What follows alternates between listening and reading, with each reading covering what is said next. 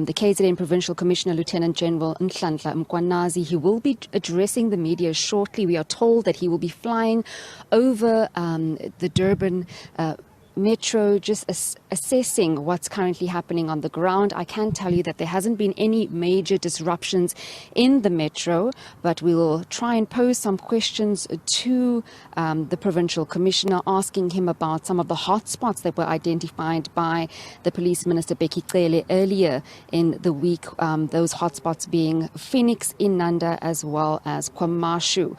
So the PC right now is getting a briefing in terms of some of the spot areas and the spots where they're going to be flying over by the pilot. He'll thereafter address the media and talk about what is currently happening on the ground. You would know that, you know, the law enforcement officers have been throughout the province, scattered in some of those hotspots. They've also released a media statement from the National Joint Operation and Intelligence Structure, and in that structure it details how many arrests were made, mostly the arrests in Gauteng, 29 in the Northwest, 15 in the Free State, and other provinces such as Mpumalanga and the Eastern Cape. But in KwaZulu-Natal, surprisingly, they have not been mentioned in that Nat Joint statement. They have not been mentioned at all with regards to what has been seized by the police, but we'll try and see if we can get a better understanding and more clarity from the PC as he's about to address the media. If you can just bear with us, Leanne, as we just get our mics in order. Good morning, colleagues.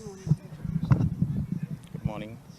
SABC is live. Good morning, colleagues. The Provincial Commissioner will make a short statement, and if there's any questions, he will address those questions before he takes on the chopper and just to get an aerial view of what's happening in KZN. General, I hand over to you, sir. I'm not sure what they want to hear. Well, if there's any specific thing that you'd like to hear. So straight into your questions. Okay, so maybe let's just start with an update, General. We saw the statement, the national statement, but there wasn't too much detail on KwaZulu-Natal. We know that there were a few protests that happened overnight. Perhaps just give us an update on what's happened overnight and perhaps information on some arrests. Yeah, well, since the evening, we were expecting that the protests are going to start, as they said, at midnight, around 12 a.m. But we started seeing some activities early in the evening last night. But very few activities where kids would just run on the road. They put some branches on the road, they put stones, but police were very fast in responding to such. So other than that, when the midnight came, I think more newsworthy thing that we had was in Mkhwanazi district, where the community that lives close to the N2 were able to put some branches, tree branches on the road, and they banned those branches. So, but we were able to respond to that as well. We just had an incident where there was a shooting incident to a truck driver, a truck that was traveling towards Mozambique. We do not know whether is it part of the protest or it's just a criminality that's happening there, so we cannot conclude for now. And also there was a vehicle that was hijacked in the same area. And that's just about what happened in the north. There was a small incident also with, I think, 2 branches that were put on the road on the N3 just south of Moy River, which they also set it alight. There's a small village at the start of Moy River, but the police were able to respond quickly on that and they removed that. So, but in Hibadin, in the south, we had 2 vehicles that blocked the road. We confiscated those cars and we arrested, and we will try by all means to make sure the owner will never get those cars back again, if all possible, because they knew what they were doing. So we'll try and forfeit them to the state as much as we can. So there's few arrests that we've effected for people that were blocking the road, refused to disperse even after they were warned to get out of the road. But other than that, it's just normal crime initiatives that we've been having. We've been recovering firearms as we're doing stop and searches and the likes.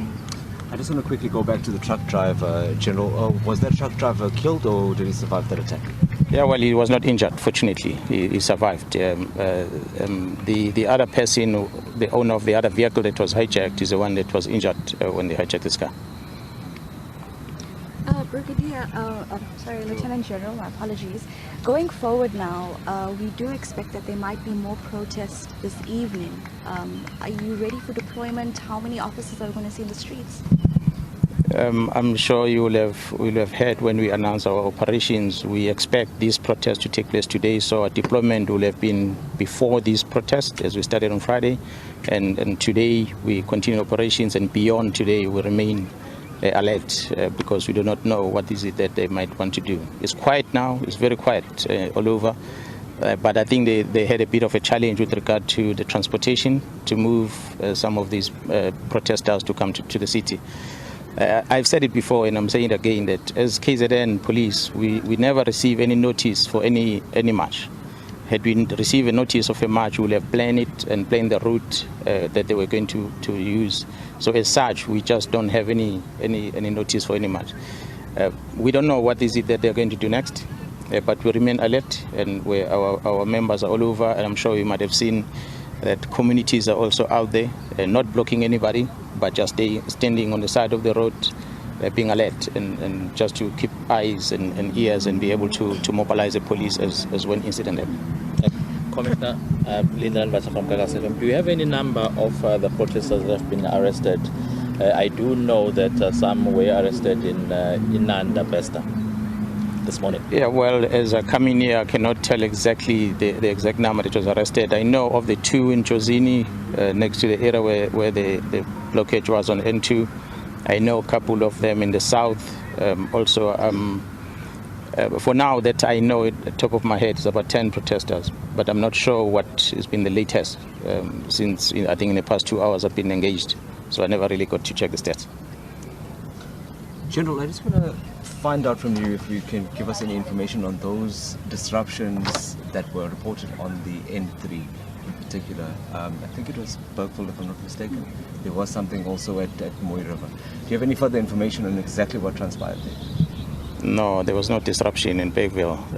The only disruption, as I say, it's just south of Mooi River. But also it wasn't much of a disruption. I think somebody took a few branches of the tree and put it on the road and set it alight, and they ran away. So the police came and removed them, and it was over in less than 5 minutes. So, but there might have been stories yesterday with regard to EFF that gathered at Mapida, and they were seen in buses and on the N3 driving. It was not really EFF. We had the Pick and Pay Union, which was hosting their own event at Mapida. We policed that. Everyone has got to ride together. It so happened, unfortunately, they were all wearing red T-shirts and red caps. So from the eyes of the public, when you see red, then you'll assume that it is this political party, and yet it was not. So they did what they did yesterday. After that, they got into the buses and they traveled to different parts of the country. Provincial Commissioner, just a question from my side. This morning there were disruptions in Nhlanhla, and the M25 in particular was closed off. It has been opened though, but EFF members are saying they are going to close that road again. There were Nyalas and several police on the scene. Will those police be stationed there throughout the course of the day? We try by all means to cover all the critical areas. That area specifically has got a shopping center, a small shopping center for the community there, and a garage. During 2021 unrest, it was one of the badly affected areas. So the community structures in the area, which is the CPF and Commission Blue that we work with, they've been alert, and because we told them that if they destroy this, we can't expect the police to be in every corner in this province. We need communities to also stand guard and be able to protect their properties, and when they see something, they alert the police, and that's what happened there. We were not there, and the community saw something. Because we're not far, we have got teams that are moving around. That's why the police were quick there. Sorry, Commissioner, can you just talk to us about the toll gates? Are people able to go through our tolls? Are they safe? Do we have patrols there? KZN is open for business, so everything happens as normal. It's unfortunate that majority of people might have taken leave today because it's anyway the holiday. But when you drive around, I'm sure you go to the beachfront around town, you'll see the number of buses that have got a lot of tourists that are here in Devon. That tells you that people are coming here to enjoy themselves, and we'll make sure that they enjoy themselves until they leave. Commissioner, how much has this entire operation cost the police in KZN? Well, I can't put figures for now because I have not necessarily do the maths, but I haven't done the maths on that. The the figures of those that we've mobilized, the members that ordinarily they will have been on rest days that we had to call in so that they are able to help us in protecting the citizens. We spend over 30 million rands for that, just KZN alone. So you can imagine, because we have to pay them special allowance for them to be on duty. There's obviously a lot of other costs involved, the fuel cost as we are patrolling, aircraft cost money when it flies. So there's a lot of other costs that we'll be able to calculate that when the operation is done. Commissioner, we see that you're about to take off. Can you share with us your location? Where will you be flying over? No, it's an operational flight. So it's an operational flight. It's not a tour. I can't necessarily tell you where I'm going now. It's an operational flight. But really, I just want to do an assessment of the situation around the province, focusing mainly in those areas that were badly affected in 2021, and also our strategic critical infrastructure that we've identified, including national key points. So I want to just have a feel that all is good there, because I can only be able to confirm our forces where they are deployed if I see them. It's one thing to see it on paper, but it's another when you go around and you get to confirm that they are indeed in their posts. Thank you very much. There was one more for isiZulu asked the question, but hey. Well, there you have it, Leanne, Provincial Commissioner here in KwaZulu-Natal, and Nhlanhla Mkhwanazi, just detailing what is currently taking place on the ground here in KZN with regards to the nationwide protest, him detailing also the operational effort behind this, and also how much it costs, as well as how many men and foot soldiers are on the ground, also detailing how many individuals were arrested. 10 people in KwaZulu-Natal were arrested in some of the hotspot areas. The Commissioner is about to take off in this chartered helicopter, SABC helicopter, just behind. We're not sharing exactly where he'll be flying over, but I presume it will be some of those hotspots that were identified earlier in this week, those being Phoenix, Komashu and Inanda.